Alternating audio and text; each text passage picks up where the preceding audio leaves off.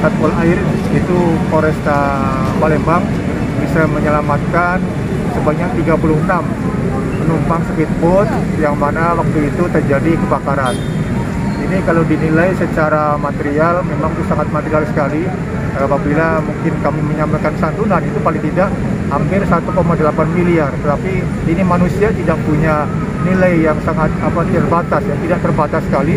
Jadi begitu sangat tidak terhingga nilainya atau jasa yang sudah diberikan oleh teman-teman dari Satpol Airut ini untuk menyelamatkan jiwa khususnya penumpang, apalagi penumpang ini sudah memang berada dalam jaminan jasara harja.